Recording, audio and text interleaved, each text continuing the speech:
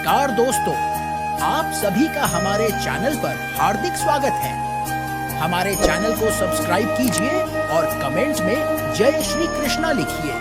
सनातन धर्म और वेदों में 4 युगों की मान्यता है। माना जाता है कि सतयुग में स्वयं देवता किन्नर और गंधर्व पृथ्वी पर निवास करते थे। हमारे धर्म ग्रंथों में किन्नरों और गंधर्वों के बारे में विस्तार से बताया गया है। सतयुग के बाद आया त्रेता युग। इस युग में भगवान श्री राम ने जन्म लिया और वह स्वयं श्री हरि विष्णु का अवतार थे। फिर द्वापर युग की शुरुआत हुई और इस युग में भगवान विष्णु ने श्री कृष्ण के रूप में जन्म लिया। द्वापर युग में श्री कृष्ण ने जिस तरह की लीलाएं रची, उनके बारे में प्रबुद्ध लोगों का कहना है कि भगवान इन लीलाओं के जरिए मानव मात्र को कलयुग में जीवन यापन का पाठ पढ़ा रहे थे। कलयुग का कालखंड सबसे छोटा माना गया है और माना जाता है कि कलयुग में भगवान विष्णु का 10वां अवतार होगा, जिसका नाम होगा कल्कि।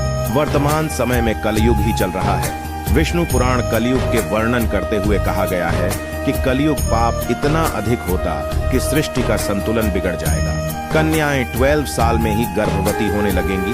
मनुष्य की आयु औसतन 20 वर्ष हो जाएगी। लोग जीवन भर की कमाई एक घर बनाने में लगा देंगे। इन सब के बावजूद जब पराशर ऋषि से सभी देवताओं ने पूछा कि सभी युगों में कौन सबसे बढ़िया है, तो ऋषि ने वेद व्यास जी के कथनों का जिक्र करते हुए समझाया कि सबसे उत्तम कलयुग है। आइए जानें व्यास जी ने विष्णु पुराण में क्यों कहा है कलयुग को धन्य और सबसे उत्तम। श्री वेद व्यास जी ने वेदों का वाचन किया और भगवान गणपति ने उनके अनुग्रह पर उन वचनों को लिखित रूप में प्रस्तुत किया। श्री वेद व्यास जी को ही वेदों का रचनाकार माना जाता है।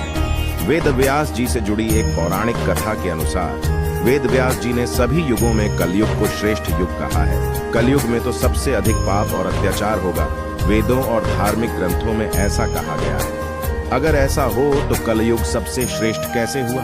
विष्णु पुराण में वर्णित एक घटना के अनुसार मुनिजनों और ऋषियों के साथ चर्चा करते हुए वेद व्यास जी कहते हैं, हे मुनिजन, सभी युगों में कलयुग ही सबसे श्रेष्ठ युग है, क्योंकि 10 वर्ष में जितना व्रत और तप करके कोई मनुष्य सतयुग में पुण्य प्राप्त करता है, त्रेता युग में वही पुण्य 1 साल के तप द्वारा प्राप्त किया जा सकता है।